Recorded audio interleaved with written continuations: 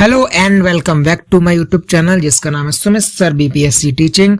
दोस्तों मैं सुमित कुमार स्वागत करता हूं आपके चैनल में और एक नई वीडियो में। दोस्तों इस साल जो आईएएस पीसीएस फ्री कोचिंग का जो एंट्रेंस एग्जाम होने वाले हैं दोस्तों उसको मद्देनजर रखते हुए मैं पिछले 4-5-6 साल के दोस्तों कुछ इंपोर्टेंट क्वेश्चन लेके आया हूं। उनको मैं आपको फुल डिटेल में समझाऊंगा और वो क्वेश्चन देख के आपको पता चलेगा कि इस लेवल का मतलब इस लेवल के जो प्रश्न होते हैं या जो आपका जो एसडब्ल्यूडी का जो एंट्रेंस एग्जाम जो होगा उसमें आने वाले प्रश्न दोस्तों किस लेवल के होने वाले हैं। तो दोस्तों अगर आपको प्रश्न पसंद आए और प्रश्न को समझाने का तरीका पसंद आए, वीडियो पसंद आए तो आप वीडियो को लाइक जरूर करें और चैनल को दोस्तों सब्सक्राइब आप जरूर कर देना। और इस वीडियो के अंत में मैं आपको बताऊंगा कि इस कोचिंग में आप मतलब कैसे करके आप इस कोचिंग का एंट्रेंस एग्जाम को पास कर सकते हैं और आप 1 साल के लिए आप इस कोचिंग का लाभ उठा सकते हैं। ये सब दोस्तों बातें मैं आपको ये 25 क्वेश्चन होने के बाद आपको मैं बताऊंगा। ठीक है दोस्तों, तो शुरू करते हैं। पहला क्वेश्चन दोस्तों आप देख सकते हो, निम्नलिखित में से किसको अभिलेखों में पितृहंता कहा गया है। दोस्तों पितृहंता कहा गया है। सबसे पहले मैं आपको बताऊं कि या तो ये पितृहंता करके क्वेश्चन पूछ सकता है या दोस्तों आपकी ये पितृहंता की जगह कई बार क्वेश्चन आता है कुड़िक कि अभिलेखों में कुड़िक किसको कहा गया है या इतिहास में कुड़िक किसको कहा गया है या कुड़िक नाम से कौन जाना जाता है, कौन प्रसिद्ध है। तो दोस्तों वो आपके प्रसिद्ध है अजात शत्रु। दोस्तों अजात शत्रु जो था वो हर्यक वंश का था। पहले तो मैं आपको ये बता दूं हर्यक वंश का था कौन, अजातशत्रु। और अजातशत्रु ने दोस्तों इसको कुड़िक या पितृहंता क्यों कहा जाता है, यानी दोस्तों इसने अपने पितृ की हत्या की थी। इसने अपने पितृ अथवा अपने पिता की हत्या की थी। दोस्तों इसके पिता कौन थे, बिंबिसार। दोस्तों इसने अपने पिता बिंबिसार की हत्या की थी, इसलिए इसको अभिलेखों में पितृहंता के नाम से भी दोस्तों जाना जाता है। और एक बात बता दूं, अजातशत्रु का पुत्र था उदयन जिसने पाटलिपुत्र जो कहाँ है, पटना, वर्तमान पटना दोस्तों, पाटलिपुत्र की स्थापना की थी। ठीक है, अब इसके बाद मैं आपको बता दूं, देखो ये तो हो गया जो क्वेश्चन ने पूछा था वो। अब इसके साथ दोस्तों मैं अब इस क्वेश्चन का ऑपरेशन कर दूं सही से। ठीक है, अब कनिष्क कौन था दोस्तों, कनिष्क था कुषाण वंश का प्रतापी शासक। कनिष्क था कुषाण वंश का प्रतापी शासक और इसी कनिष्क ने शक संवत प्रारंभ की थी 78 एडी 78 ईस्वी पूर्व में। ठीक है, और आपको बता दूं कि जो ये शक संवत है वही वर्तमान में भारतीय मतलब इंडियन गवर्नमेंट का राष्ट्रीय कैलेंडर भी है। ये शक संवत, ये क्वेश्चन भी दोस्तों कई बार पूछा कि शक संवत कि ये क्वेश्चन कई बार दोस्तों पूछा गया है कि भारतीय मतलब भारत देश का जो राष्ट्रीय कैलेंडर है वो दोस्तों कौन सा है। दोस्तों वो आपके शक संवत। ठीक है, इसके बाद मैं आपको बता दूं कि अशोक कौन था। दोस्तों अशोक के बारे में तो आपको पता ही है कि अशोक कौन था। अशोक दोस्तों मौर्य वंश का सबसे महान सम्राट था, इसलिए दोस्तों इसको अशोक महान भी कहते हैं। और इसने 261 बीसी में इसने कलिंग का युद्ध लड़ा था। दोस्तों किसका, कलिंग का युद्ध लड़ा था और उसमें भीषण नरसंहार हो गया था, जिसके चलते इसका बाद में हृदय परिवर्तन हुआ और इसने बौद्ध धर्म को ग्रहण दोस्तों कर लिया। ठीक है, अब इसके बाद में और कुछ आपको बता दूं कि औरंगजेब। दोस्तों औरंगजेब के बारे में तो आपको पता ही होगा, कुछ बहुत कुछ नहीं है। औरंगजेब मुगल साम्राज्य का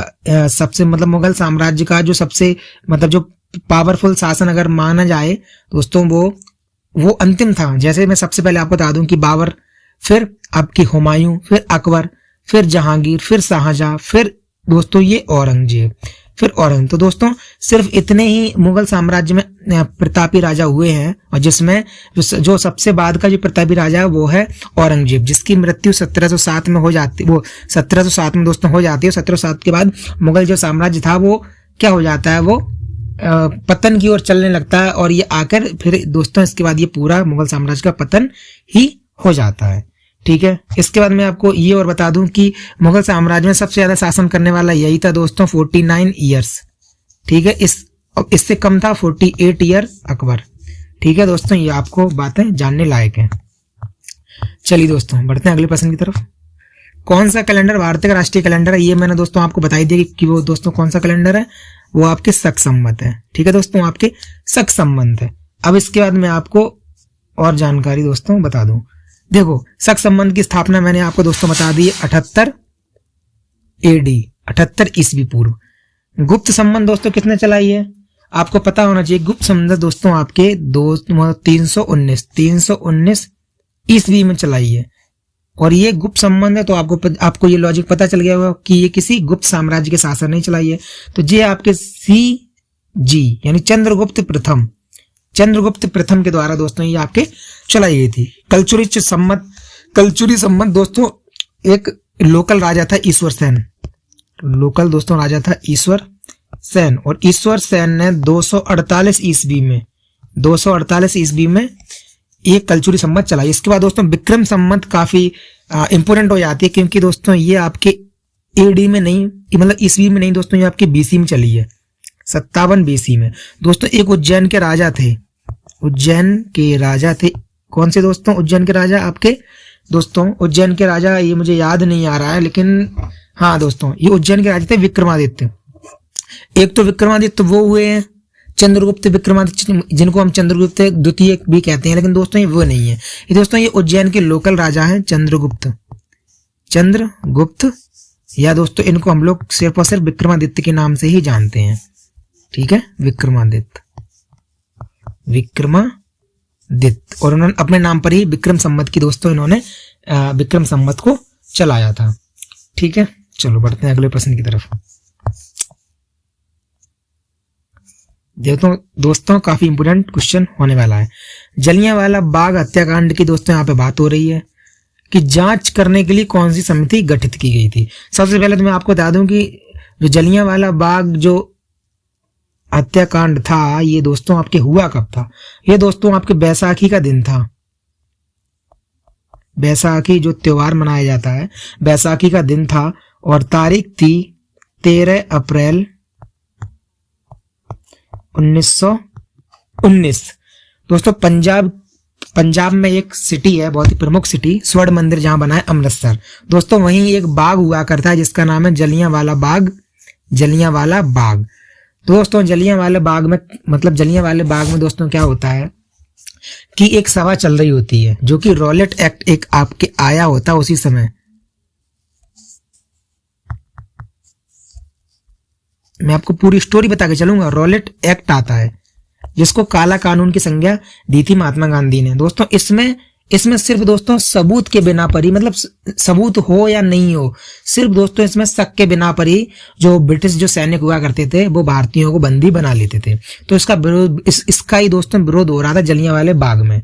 तो ये विरोध हो रहा था, तो वहीं पे जनरल ओ डायर आ जाता है और भारतीयों पर दोस्तों क्या करता है, भारतीयों पर अंधाधुंध गोलियां चलाई जाती हैं। तो जिसमें दोस्तों करीब 500-600 भारतीयों की मौत हो जाती है। तो उनकी जांच करने के लिए ही ये दोस्तों आपके हंटर आयोग बनाया जाता है।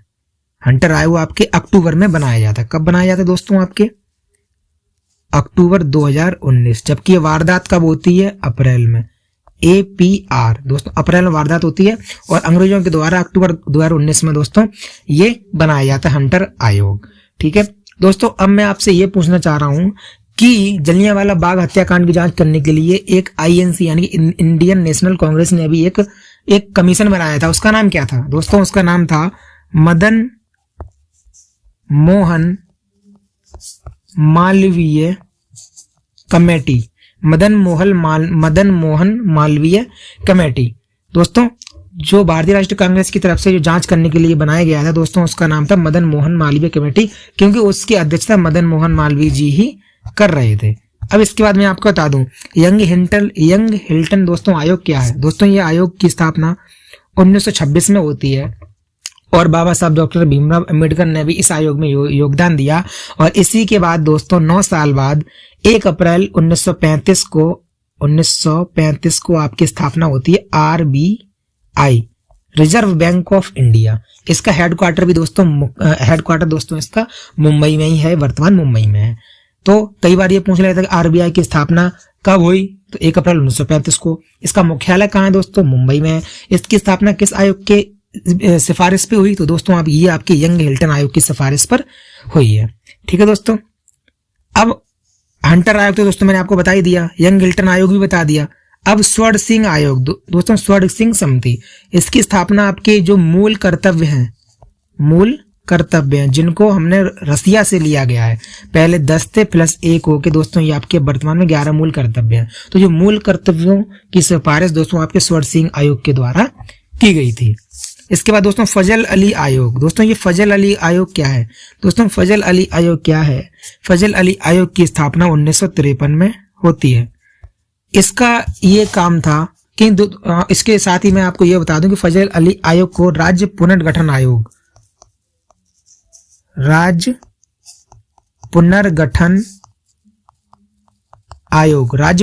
आयोग के नाम से भी दोस्तों जानते हैं। और इसका काम था कि जो भाषाई आधार पर जो भारत के राज्य जो तितर बितर हैं उनको भाषाई आधार पर दोस्तों उनको संगठित करना। तो इसने अपनी जो रिपोर्ट थी वो 1955 में सौंपी और 55 के बाद दोस्तों 1956 में जो पहला राज्य बना भाषाई आधार पर उसको आंध्र प्रदेश बनाया गया। मतलब वो दोस्तों आपके आंध्र प्रदेश राज्य बना। भाषाई आधार पर गठित होने वाला पहला राज्य दोस्तों आपके आंध्र प्रदेश। ठीक है दोस्तों, मैं आपको माफी चाहूंगा कि मेरा जो राइटिंग है वो दोस्तों अभी थोड़ा ठीक नहीं आ रहा है इस पर, लेकिन आपको समझ आ रहा होगा क्योंकि मैं साथ साथ में बोल भी रहा हूं। लेकिन दोस्तों अब जो नेक्स्ट वीडियो आपके पास आएगी उसमें राइटिंग मेरा अच्छा दिखेगा क्योंकि मैंने दोस्तों लिखने वाला पेन मैंने मंगा लिया, कल मेरा पेन आ जाएगा। ठीक है दोस्तों, चलो अब सुप्रीम कोर्ट की बात हो रही है और पूछ रहा है कि सुप्रीम कोर्ट किस अनुच्छेद के तहत रिट जारी कर सकता है। तो सबसे पहले मैं दोस्तों इसका आपको आंसर बता दूं कि इसका आंसर होगा आर्टिकल 32।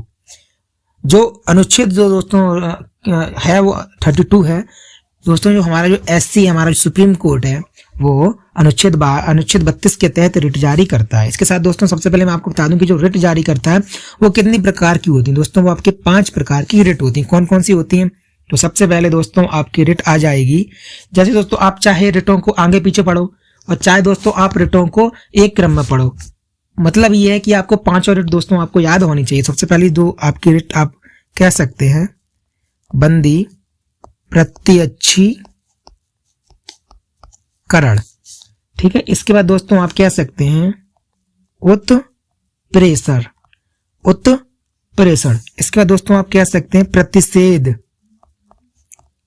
प्रतिषेध दोस्तों मनाही। प्रतिषेध का मतलब मनाही। इसके बाद दोस्तों सबसे सरकारी कर्मचारियों के लिए दोस्तों आ जाती है परमादेश। ठीक है दोस्तों, परमादेश। इसके बाद दोस्तों आपसे पूछ लिया जाता है अधिकार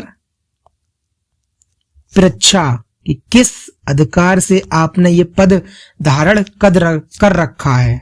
दोस्तों अगर आपको इन 5 रिटों के बारे में अच्छे से जानना है तो दोस्तों इसके आप अगर कमेंट करोगे तो मैं एक डिटेल वीडियो भी बना दूंगा। लेकिन आप विश्वास मानो HWD के एग्जाम में आपको इससे ज्यादा डीपली नहीं पूछेगा। जितना मैं आपको बता रहा हूं उतना ही में आपका काम हो जाएगा। ठीक है, इसके बाद मैं आपको बता दूं कि अनुच्छेद 226 में दोस्तों आपका जो हाई कोर्ट है HC है, हमारा जो हर राज्य का जो हाई कोर्ट होता है वो दोस्तों आपकी रिट जारी करता है 226 में। दोस्तों 143 आपके पिछली बार जो दोस्तों एग्जाम आपका हुआ था ऑफिशियली उसमें आपके अनुच्छेद 143 पूछा गया था। दोस्तों अनुच्छेद 143 होता है कि जो सुप्रीम कोर्ट है वो राष्ट्रपति को, सुप्रीम कोर्ट दोस्तों आपके राष्ट्रपति को क्या देगा? सलाह देगा। राष्ट्रपति बोलेगा हमें ये चीज समझ नहीं आ रही, आप हमको सलाह दो। अब सुप्रीम कोर्ट ने सलाह दे दी तो राष्ट्रपति अब बाध्य नहीं है कि वो सलाह माने या ना माने। वो उसको कह भी सकता है अरे चलो जाओ, मुझे तुम्हारी बात समझ नहीं आ रही है, मुझे जो अच्छा लग रहा है मैं वही करूंगा।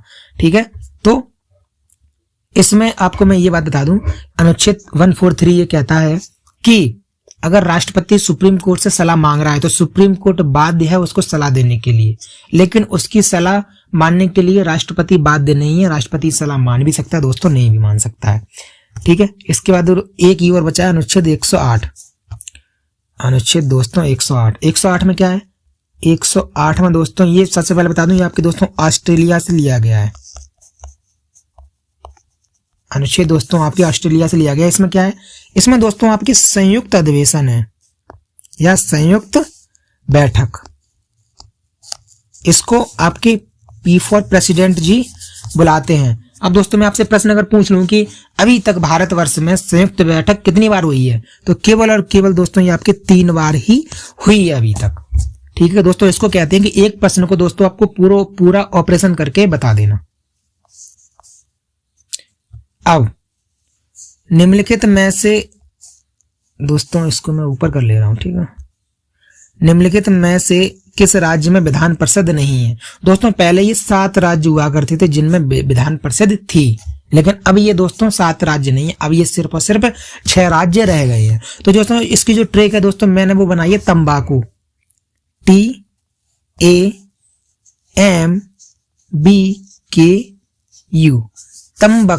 तंबाकू दोस्तों मैंने इसकी ट्रिक बनाई है। देखो तो टी से तो दोस्तों आपके हो गया क्या, तेलंगाना। ए से दोस्तों आपका हो गया आंध्र प्रदेश। एम से दोस्तों आपके हो गया महाराष्ट्र। बी से दोस्तों आपके ये हो ही गया बिहार। के से दोस्तों आपके कर्नाटक इसमें लिखाई है, और यू से आपके उत्तर प्रदेश लिखाई है। तो दोस्तों ये जो आपके 6 राज्य हो गए जिनमें विधान परिषद वर्तमान में है। अब वो पूछ रहा है कि किसमें नहीं है, तो दोस्तों आपके अब जम्मू कश्मीर में खत्म कर दी गई है। जम्मू कश्मीर में दोस्तों आपकी ये खत्म कर दी गई है। ठीक है, थोड़ी स्पीड बढ़ाते हैं। भारतीय स्टेट बैंक की स्थापना किस वर्ष हुई? दोस्तों ये आपके 1955 में तो होती है भारतीय स्टेट बैंक की स्थापना, और 1969 में दोस्तों इसका राष्ट्रीयकरण नेशनलाइजेशन भी हो जाता है। 1935 में आरबीआई की स्थापना होती है, आपको बताई दी दोस्तों। अब दोस्तों 1982 में किसकी स्थापना होती है? दोस्तों ये भी आपको बताना चाहिए। 1982 में दोस्तों आपके नाबार्ड की स्थापना होती है, जो कि सूक्ष्म वित्त मतलब सूक्ष्म ऋण के लिए जानी जाती है। नाबार्ड की स्थापना होती है। 1988 में दोस्तों स्थापना होती है 1988 में आपके सेबी की स्थापना होती है। और आपको ये बता दूं कि इन चारों बैंकों का जो हेडक्वार्टर है वो दोस्तों आपके कहाँ है?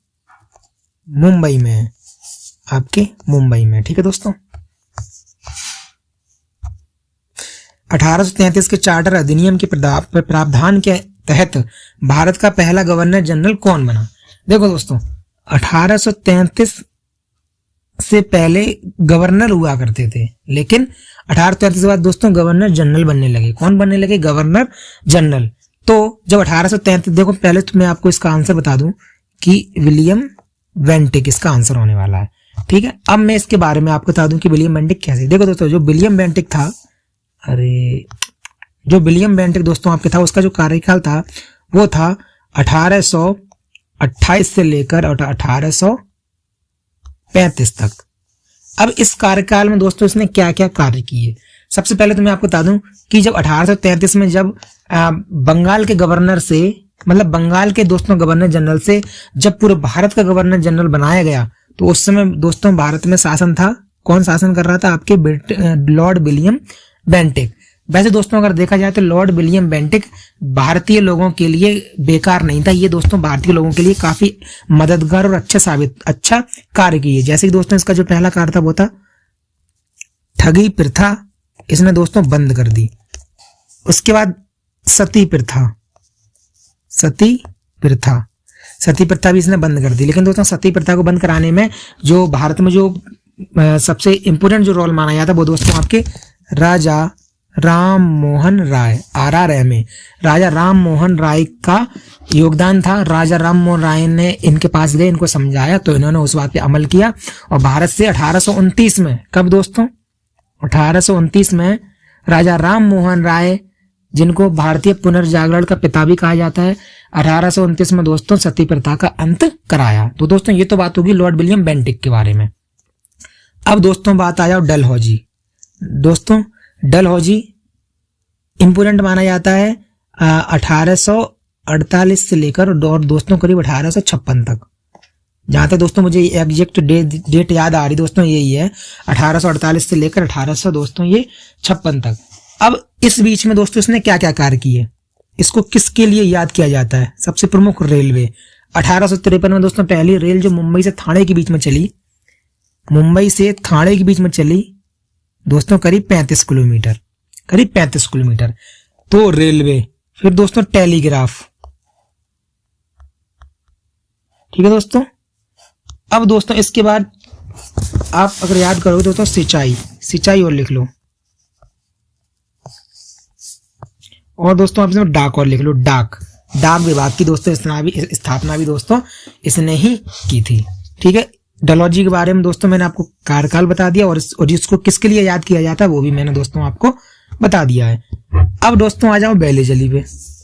वेलीजली दोस्तों, वेलीजली को किस लिए याद किया जाता है दोस्तों? वेलीजली बहुत ही हरामी प्रवृत्ति का, मतलब दोस्तों बहुत ही हरामी प्रवृत्ति का लॉर्ड मतलब वायसराय दोस्तों हुआ करता था, क्योंकि एक तो इसने सहायक संधि का जनक इसको कहा जाता है, सहायक संधि का दोस्तों जनक। ठीक है, ये दोस्तों क्या करता था कि दूसरे राजाओं से कहता था कि देखो हम तुमको सहायता देंगे, और अगर तुम्हारे अराबर बराबर का कोई भी राज्य अगर तुम पे आक्रमण करेगा दोस्तों, हम तुम्हारी हेल्प करेंगे, हम तुम्हारी तरफ से लड़ेंगे, बस शर्त इतनी है कि हमारी सेना की एक टुकड़ी को तुम्हें अपने राज्य में रखना पड़ेगा। जब ये, और दोस्तों ये जबरदस्ती उनके राज्य में रख देता था, और जिस गद्दी पर राजा बैठता था उस गद्दी के बराबर में ही ये अपना एक आदमी बैठा के रखता था, कि जो कि दरबार में क्या हो रहा है वो सब दोस्तों ब्रिटिश लोगों को पता चलता रहता था। दोस्तों ये बहुत घातक सहायक संधि हुआ करती थी। वेलीजली नहीं दोस्तों, 1899 में दोस्तों क्या किया इसने कि उसको टीपू सुल्तान की दोस्तों इसने हत्या कर दी। किसकी? टीपू सुल्तान की हत्या कर दी युद्ध में, और ये युद्ध था आंग्ल मैसूर का चौथा युद्ध। इसमें दोस्तों टीपू सुल्तान की हत्या हो जाती है, और ये मैसूर राज्य को दोस्तों हथिया लेता है। ठीक है दोस्तों, चलिए अब कॉर्नवालिस के भी बाद में, कॉर्नवालिस के बदले कॉर्नवालिस के बारे में भी दोस्तों मैं आपको बता दे रहा हूं। दोस्तों कॉर्नवालिस को याद किया जाता है स्थायी बंदोबस्त, मतलब याद किया जाता है दोस्तों, कोई इसको याद नहीं करता, ये तो सिलेबस में दिया है तो हम लोगों की मजबूरी पढ़ना। दोस्तों स्थायी बंदोबस्त 1991 वो सॉरी ये दोस्तों 1791 दोस्तों, मुझे लगता है कि शायद मैंने आपको ये डेट इसकी लॉर्ड वेलीजली की मैंने आपको गलत बताई है। एक सेकंड रुको दोस्तों, वेलीजली की डेट शायद दोस्तों मैंने आपको 1899 बता दी। दोस्तों 1899 नहीं है ये दोस्तों, आपके 1799 है। ठीक है, 1799 में दोस्तों ये चौथा आंग्ल मैसूर युद्ध हुआ था। ठीक है, क्योंकि दोस्तों मैं कहीं देख के नहीं बता रहा हूँ दोस्तों, मैं जो मेरे दिमाग में है दोस्तों मैं ही बता रहा हूँ। अगर 19-20 कहीं हो भी जाए तो आप उसको ये ना समझिए, अगर मुझे याद रहेगा दोस्तों मैं बता दूंगा। पहले तो मेरी कोशिश है कि आपको मैं गलत नहीं बताऊंगा। ठीक है दोस्तों, कॉर्नवालिस जो था वो 1791-92 में स्थायी बंदोबस्त।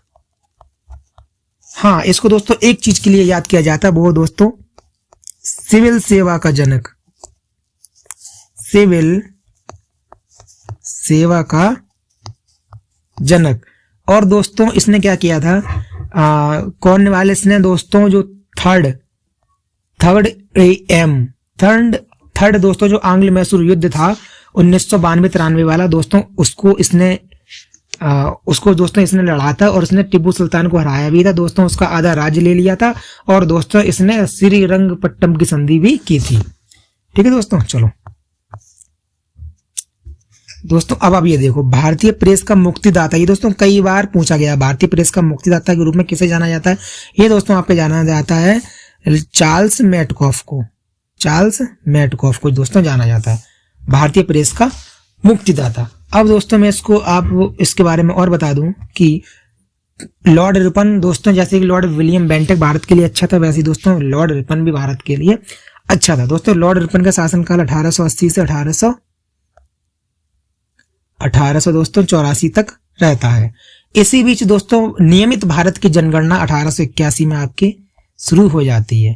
दोस्तों कई बार ये क्वेश्चन पूछा गया है कि नियमित जनगणना किसके शासनकाल में शुरू हुई? दोस्तों आपके लॉर्ड रिपन के शासनकाल में शुरू हुई। उसके बाद मैं आपको बता दूं कि लॉर्ड लिटन ने जितने भी बेवकूफ भरे काम किए थे उल्टे सीधे दोस्तों, उन सबको काम को संभाला है या उन सब गलत काम को मतलब खत्म किया है आपके लॉर्ड रिपन ने। ठीक है दोस्तों, लॉर्ड रिपन के शासनकाल में एक आता है कारखाना अधिनियम। ये कई बार पूछा गया कि कारखाना अधिनियम किसके शासनकाल में आया? कारखाना अधिनियम। ठीक है, किसके शासनकाल में आया दोस्तों, ये लॉर्ड रिपन के शासनकाल में आया। ठीक है, इसके बाद दोस्तों क्या बताने लायक है, लॉर्ड क्लिंटन के दोस्तों कोई ऐसा काम ही नहीं है जो इस बेवकूफ के बारे में बताया जाए। लॉर्ड डलहौजी के बारे में दोस्तों मैं आपको बता चुका हूँ, लॉर्ड डलहौजी के बारे में अभी 2 मिनट पहले ही मैंने आपको बताया। ठीक है, किसको कोशिका की अचल संपत्ति कहा गया है दोस्तों, ये आपकी न्यूक्लिक जो अम्ल होता है उसको कोशिका की अचल संपत्ति दोस्तों माना जाता है। दोस्तों कार्बोहाइड्रेट क्या होता है दोस्तों, कार्बोहाइड्रेट अगर दोस्तों आपने देखा होगा जो भी स्पोर्ट्समैन होते हैं, कौन दोस्तों, स्पोर्ट्समैन जो होते हैं वो कोई ड्रिंक पीते हैं या उनका जो खान पान ऐसा होता है जिसमें कार्बोहाइड्रेट की मात्रा अधिक रहती है, क्योंकि दोस्तों कार्बोहाइड्रेट दोस्तों आपके इंस्टेंट एनर्जी देता है, इंस्टेंट एनर्जी देता है दोस्तों आपके। ठीक है, इसलिए कार्बोहाइड्रेट को दोस्तों इंस्टेंट एनर्जी के रूप में जाना जाता है। ये दोस्तों आपके बहुत ही प्रमुख सवाल हैं। खट्टे स्वाद के लिए कोशिकाएं जिह्वा के किस भाग में होती हैं, क्या अग्र भाग में होती हैं, क्या पश्च भाग में, क्या पार्श्व किनारों पर, क्या मध्य किनारों पर। तो दोस्तों ये गैस लगाने से क्या फायदा, जब आपको मैंने यहाँ पर दोस्तों ये बना के दे रखा है, जैसे कि दोस्तों ये एक यानी असेंडिंग ऑर्डर में दिया है, आपको इसको याद नहीं करना। जैसे कि सबसे अच्छा रहता है मीठा, फिर दोस्तों उसके बाद थोड़ा रहता है नमकीन, आदमी मीठा खा लेगा फिर नमकीन खा लेगा, फिर उसके बाद में कोई इसको खट्टा खिलाए तो उसका मुंह खट्टा, तो आदमी कुछ को दोस्तों खट्टा भी खा लेता है, लेकिन जो कड़वा होता है वो बिल्कुल नहीं खा पाता। तो सबसे अच्छा मीठा होता है, उससे कम अच्छा नमकीन, उससे कम अच्छा खट्टा, और सबसे कम अच्छा नहीं सबसे बेकार दोस्तों ये होता है आपके कड़वा। तो ये दोस्तों आपको याद ही नहीं करना। अब उसने पूछा खट्टे स्वाद के लिए कोशिका जिह्वा के किस भाग में होती है, तो आप यहाँ पे देख सकते हो खट्टे स्वाद के लिए दोस्तों अभी जो पार्श्व जो किनारे हैं उसमें खट्टे स्वाद के लिए कोशिकाएं होती हैं। ठीक है, ये दोस्तों ऐसे प्रश्न SWD बेवकूफी भरे, खैर दोस्तों बेवकूफी भरे तो प्रश्न नहीं कहूंगा, लेकिन हर एग्जाम में दोस्तों 2-4 क्वेश्चन ऐसे डाल देते हैं जो कि आप लोगों को उनका फॉर्मूला नहीं पता हो या नहीं, लेकिन दोस्तों मैंने ये क्वेश्चन आपके लिए लेकर आया हूं। कैसे इसको सॉल्व करना मैं आपको बता रहा हूं। 300 न्यूटन बल को समान बलों में विभाजित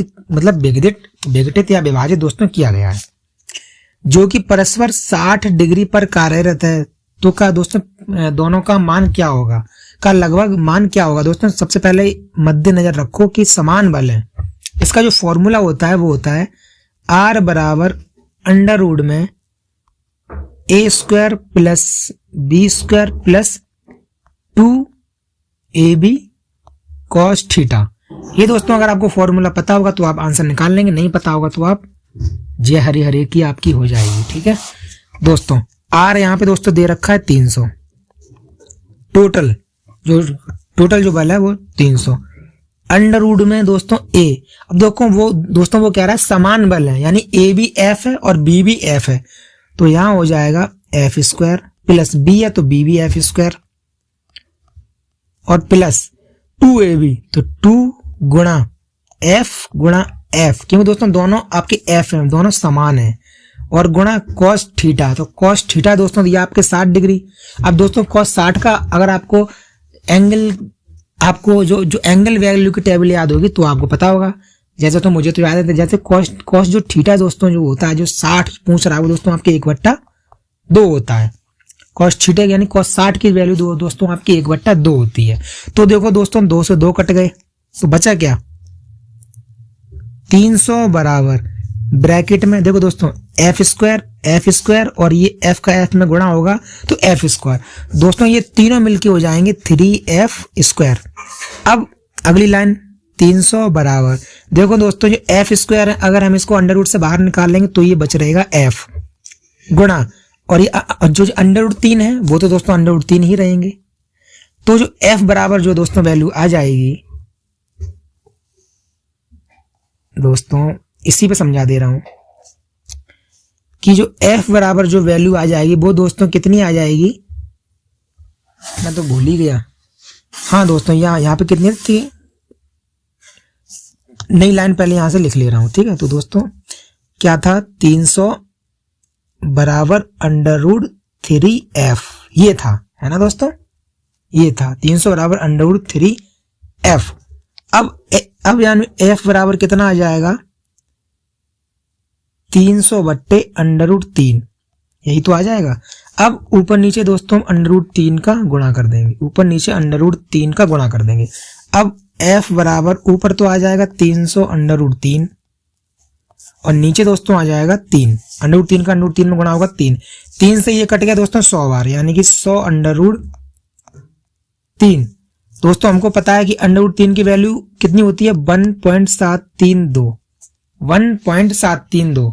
ठीक है दोस्तों, और जब इसमें ये 100 का गुणा करेंगे अंडर रूट 3 में, यानी 1.732 में 100 का गुणा करेंगे तो दोस्तों कितना आ जाएगा आपके 173.2 न्यूटन, 173.2।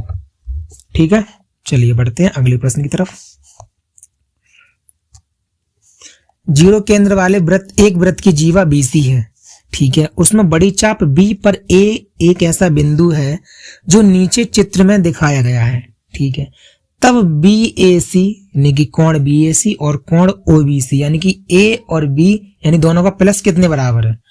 दोस्तों तो आप इसको कैसे करके करोगे। ठीक है, देखो सबसे पहले आपको ये बता दूं कि ये जो कोण होता है वो परिधि पर जो ये कोण बना होता है उसका दुगना होता है। यानी दोस्तों अगर हम x मान लें, अगर हम इसको x मान लें तो दोस्तों ये क्या होगी, ये दोस्तों x ये दोस्तों 2x होगा।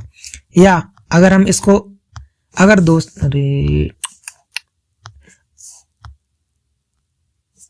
दोस्तों हम इस कोण को अगर हम x मान लेते हैं तो जो ये वाला कोण होगा ये दोस्तों इसका आधा होगा, जैसे कि मैंने बताया दोस्तों ये x/2 होगा।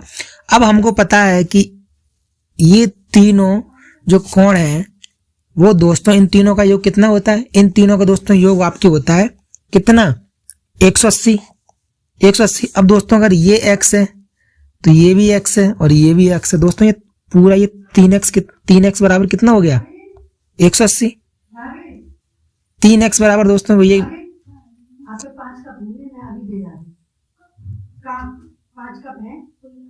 3x बराबर दोस्तों ये आपके हो गए 180। ठीक है, 3 से अगर ये काटोगे, 3 से अगर दोस्तों ये काटो, और पहली बात तो दोस्तों ये इतना कुछ करने की जरूरत नहीं है, मैं आपको ऐसे ही बता दूं।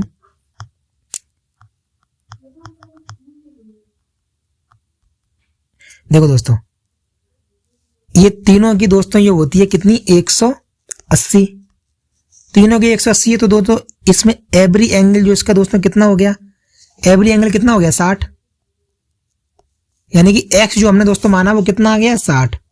दोस्तों x आ गया 60। अब उसने पूछा है BAC, दोस्तों BA और C ये एंगल, तो दोस्तों ये एंगल हमने माना है x और प्लस ये एंगल हमने दोस्तों माना है x।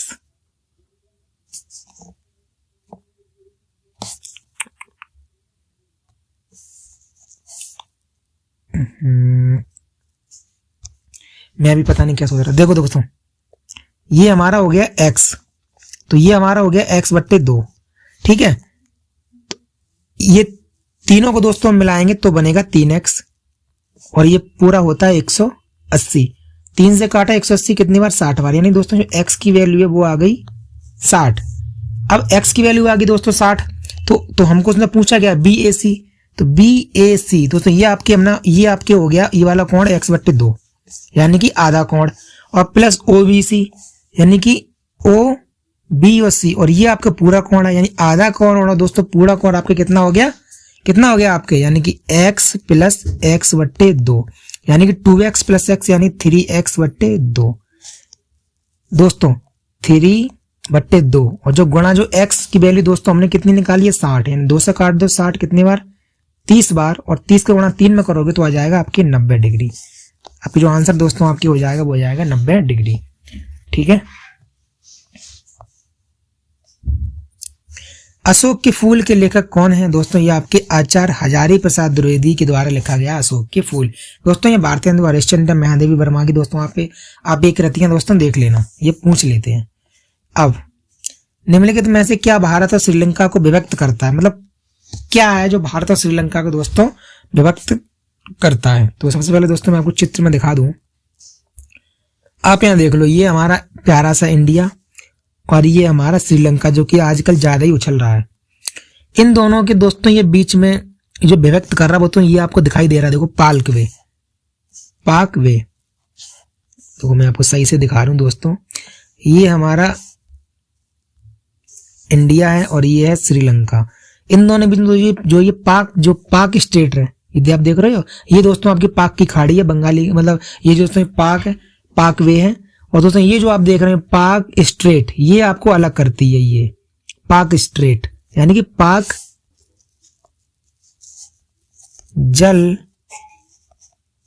डमरू मध्य, ठीक है, पाक जल डमरू मध्य आपके इंडिया और श्रीलंका को अलग करते हैं, ठीक है। चलिए दोस्तों, भारत में खरोष्टी लिपि को किसने स्थापित किया? दोस्तों ये आपके ईरानियों ने स्थापित किया था, ठीक है। ये दोस्तों आपके किसने स्थापित किया था? ये दोस्तों आपके ईरानियों ने स्थापित किया था। खरोष्टी लिपि की दोस्तों एक खास बात है, जैसे कि हम लोग दोस्तों अभी बाएं से दाएं लिखते हैं, लेकिन ये उल्टी लिखी जाती है, ये दोस्तों दाएं से बाएं लिखी जाती है। और खरोष्टी लिपि को दोस्तों मौर्य शासकों ने, खास करके अशोक ने बहुत ही इज्जत दी है। इसलिए दोस्तों अशोक ने अपने दो उसके जो अभिलेख हैं, एक तो सहबाज गढ़ी, ठीक है, और दोस्तों दूसरों आपके मन से हम। दोस्तों ये मन से हम और जो सहबाज गढ़ी दोस्तों जो उसकी जो दो अभिलेख हैं वो खरोष्टी लिपि में ही अशोक ने लिखवाए हैं। ये तो बहुत इजी क्वेश्चन है। बंदूक से गोली निकलने पर पीछे की ओर झटका लगता है, उपयुक्त पर न्यूटन का कौन सा नियम लागू होता है? दोस्तों ये आपके लागू हो जाएगा इसका तीसरा नियम। ये दोस्तों कहता है कि एक्शन अगर होगा तो दोस्तों उसका रिएक्शन भी होगा, यानी कि क्रिया प्रतिक्रिया का नियम इसको कहते हैं। और दोस्तों जो इसका जो पहला नियम है, प्रथम नियम, उसको कहते हैं जड़त्व का नियम। निम्नलिखित में से कौन सा रोग जीवाणुओं द्वारा नहीं होता है? दोस्तों इसमें मैं आपको बता दूं कि टाइफाइड, प्लेग और निमोनिया ये आपके जीवाणु के द्वारा होते हैं, ठीक है। लेकिन जो मलेरिया है ये आपके प्रोटोजोआ के द्वारा होता है। और एक होता है फीमेल यानी कि मादा,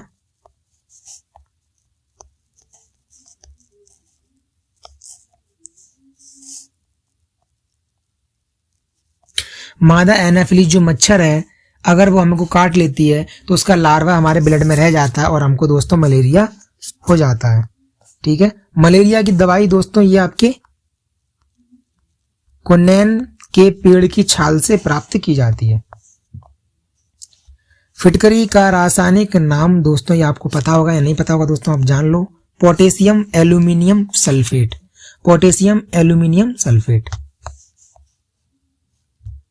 शुद्ध वर्तनी का चयन कीजिए। दोस्तों शुद्ध वर्तनी, इसमें निर्विघ्न दोस्तों ये नहीं होगी, नविघ्न ये भी नहीं होगी, निर्वग्न दोस्तों ये भी नहीं होगी। तो दोस्तों सही आंसर आपकी हो जाएगा निर्विघ्न। क्या हो जाएगा दोस्तों आपके? निर्विघ्न, ठीक है, ऑप्शन नंबर 4। हिमालय की भारत में सबसे ऊंची चोटी कौन सी है? दोस्तों अगर पूछे भारत की, अगर दोस्तों मैं यहां पे ऐसे कर देता और पूछता भारत में सबसे ऊंची चोटी कौन सी है, तब तो हो जाता K2 गॉडविन अस्टिन। लेकिन यहाँ पर ऐसा नहीं है, यहाँ पर दोस्तों भारत की, यहाँ पे दोस्तों हिमालय की पूछा है, तो हिमालय की हो जाएगी आपकी कंचनजंगा, जो कि आपकी कहाँ है? सिक्किम में। कहाँ दोस्तों? सिक्किम में। तो इसको सही से समझ लेते हैं क्वेश्चन को। जो भारत की सबसे ऊंची चोटी है वो तो है K2 गॉडविन अस्टिन, और जो हिमालय की चोटी भारत में वो दोस्तों आपके कंचनजंगा है, ठीक है, और ये आपके सिक्किम में, जैसे कि मैंने आपको बता दिया। सागर माता दोस्तों हिमालय को कहा जाता है, लेकिन नेपाल में कहा जाता है। नंदा देवी ये दोस्तों आपके उत्तराखंड में है, ठीक है। अब दोस्तों इसके बारे में आपको ये और बता दूं, हाँ दोस्तों ये जो K2 गॉडविन अस्टिन है दोस्तों, K2 गॉडविन अस्टिन दोस्तों इसकी जो ऊंचाई है वो आपकी 8586 है, और इससे थोड़ी ही लंबाई में ज्यादा कंचनजंगा है, जो कि हिमालय की चोटी है, लेकिन भारत के सिक्किम में है दोस्तों। इसकी लंबाई है 8611 है। देखो आप लोग दोस्त देख सकते हो कितना अंतर है, 25 मीटर का अंतर है बस। बैंकों का बैंक किसे कहा जाता है दोस्तों? ये आपके RBI को कहा जाता है, जिसकी स्थापना 1 APR और 1 अप्रैल 1935 को दोस्तों होती है। 34 का अधिनियम था और दोस्तों 35 में स्थापना होती है। SBI की दोस्तों मैंने आपको बता दी 1955।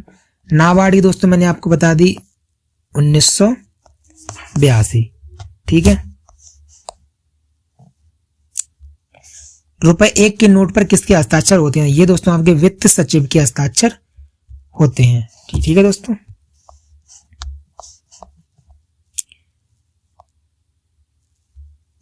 भारत की सबसे बड़ी सहायक नदी कौन सी है? ठीक है दोस्तों। सबसे पहले तो दोस्तों मैं आपको इन 4 नदियों की लंबाई बता दे रहा हूं। ठीक है। सबसे पहले मैं आपको इन 4 नदियों की लंबाई बता दे रहा हूं, फिर मैं आपको बताऊंगा कि इस मैप के दोस्तों, ये मैप के सहारे मैं आपको बताऊंगा कि कौन सी नदी दोस्तों सबसे लंबी नदी नहीं पूछ रहा है, सबसे लंबी सहायक नदी पूछ रहा है दोस्तों। यमुना की जो हमारी लंबाई है वो है 1376। फिर दोस्तों इसके बाद आप जो गंगा की लंबाई दोस्तों आपकी 2525 km, ये सब दोस्तों आपकी km में है। ब्रह्मपुत्र की दोस्तों वैसे तो लंबाई दोस्तों कितनी है? 3000 से भी ज्यादा है, लेकिन वो भारत की सबसे लंबी नदी है। वो भारत की सबसे लंबी नदी दोस्तों नहीं है, क्योंकि भारत में इसकी लंबाई सिर्फ और सिर्फ 916 ही है। ठीक है। तो इसलिए ये भारत की सबसे लंबी नदी नहीं है। भागीरथी दोस्तों ये 205 किलोमीटर। ठीक है। इसके बाद मैं आपको बता दूं कि भारत की जो सबसे लंबी नदी है वो है गंगा। भारत से सबसे चौड़ी नदी है वो है ब्रह्मपुत्र। सबसे गहरी नदी है वो है भागीरथी। और जो सबसे लंबी सहायक नदी है दोस्तों वो आपकी है यमुना। इस प्रश्न का आंसर हो जाएगा यमुना। मैं आपको इस मैप के माध्यम से दोस्तों समझा दे रहा हूं। ठीक है। इसको थोड़ा और बड़ा करके आप देखो दोस्तों, ये हमारा है क्या?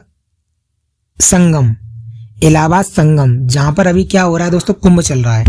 और यहाँ पर इलाहाबाद संगम आप देख रहे हो, ये 2 नदियां जुड़ी हैं। तो एक तो दोस्तों ये है गंगा, ये देखो ये गंगा आई है हमारी गंगा, और गंगा के पैरेलल ही दोस्तों ये आई है आगरा, कानपुर होते हुए क्या? यमुना।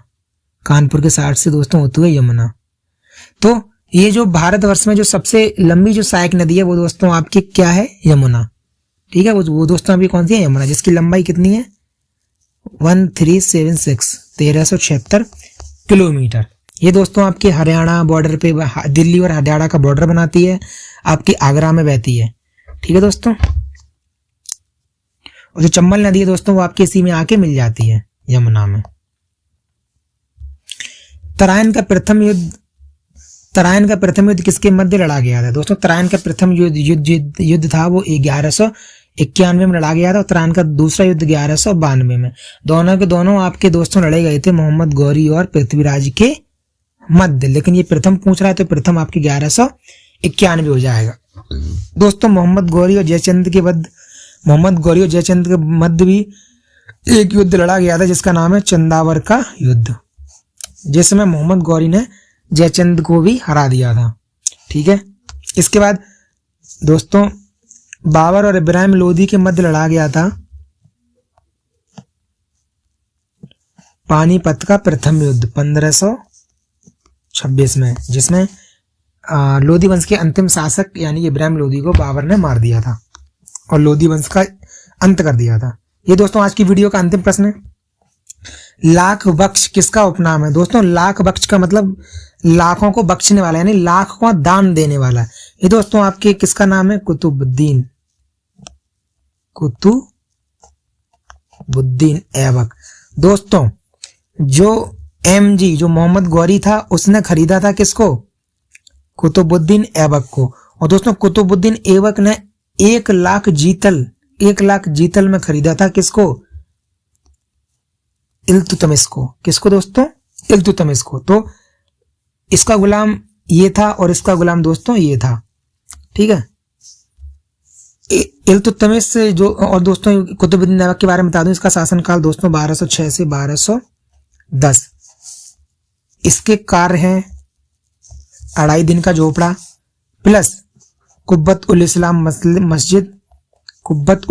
मस्जिद दोस्तों। ये दोनों दोस्तों इसने 1194-1195 में बनवाए थे। 2.5 दिन का झोपड़ा दोस्तों आपके कहां पर है? अजमेर में। ठीक है दोस्तों। और कुब्बत उल इस्लाम दोस्तों जो है वो भारतीय भारतीय मुस्लिम स्थापत्य कला में बनी हुई भारत की पहली मस्जिद है। ठीक है दोस्तों, और इसकी मृत्यु हुई थी चौगान खेलते हुए 1210 में। इसके बाद मैं आपको बता दूं इल्तुतमिश दोस्तों कौन था। इल्तुतमिश जैसे कि मैंने आपको बताया कि कुतुबुद्दीन ऐबक का गुलाम था। ठीक है दोस्तों, कुतुबुद्दीन ऐबक ने इसको दोस्तों 116 किलोग्राम गोल्ड देकर इसको खरीदा था और साथ में 1 लाख जीतल भी इसको दिए थे। इल्तुतमिश को दोस्तों दिल्ली सल्तनत का वास्तविक संस्थापक भी दोस्तों इसको माना जाता है। इल्तुतमिश को, इल्तुतमिश की दोस्तों बेटी थी रजिया सुल्तान, जो कि दिल्ली सल्तनत की एकमात्र शासका थी। ठीक है, जिसका शासनकाल 1236 से 1240 के बीच में रहा था। इसकी दोस्तों हत्या की गई थी।